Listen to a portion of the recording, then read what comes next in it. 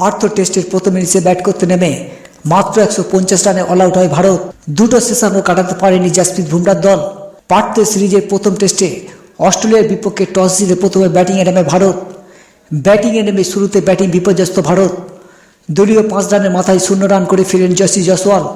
এরপর উইকেটে টিকে থাকার লড়াই করেও পারলেন না দেবদূত পাডিক্কল। 11তম ওভারের শেষ বলে দলীয় 14 রানের মাথায় আউট হয়ে ফিরে যান দেবদূত পাডিক্কল।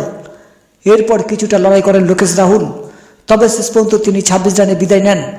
73 রানের মধ্যে 6 উইকেট হারিয়ে চরম ব্যাটিং বিপর্যয় ভারত।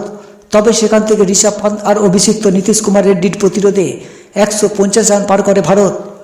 ভারতের যেখানে সর্বোচ্চ 41 রান করেন নীতিশ কুমার রেড্ডি, এছাড়াও 37 রান আসে ঋষভ পান্তের ব্যাট থেকে। অস্ট্রেলিয়ার হয়ে বোলিংয়ে গতির ঝড় তোলেন জশ হ্যাজেলউড, যেখানে মাত্র 13 ওভার বল করে 29 রান দিয়ে তুলে নেন 4টি উইকেট। এছাড়াও 2টি করে উইকেট নেন মিচেল স্টার্ক, প্যাট কামিন্স ও মিচেল মার্শ। ভারতের দেওয়া 150 রানের লক্ষ্যে প্রথম ইনিংসে ব্যাট করতে নেমে জাসপ্রীত বুমরার তোপে রীতিমতো কাঁপছে অস্ট্রেলিয়া। 19 রানের মধ্যে 3 উইকেট হারিয়ে বসে অজিরা। দলীয় 14 রানের মাথায় সাজঘরে ফেরেন অভিষিক্ত নাথান ম্যাকসুনে, তার ব্যাট থেকে আসে 10 রান। এরপর 1 ওভারে টানা 2 বলে উসমান খাজা আর স্টিভেন স্মিথ 0 রানে ফেরেন বুমরার বলে।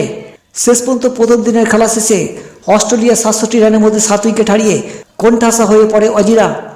অজিদের হয়ে অ্যাশকারি 19 ও মিচেল স্টার্ক 6 রানে ব্যাট করছেন। ভারতের হয়ে জাসপ্রীত বুমরা একাই নেন 4টি উইকেট। এছাড়া 2টি উইকেট পান মোহাম্মদ সিরাজ।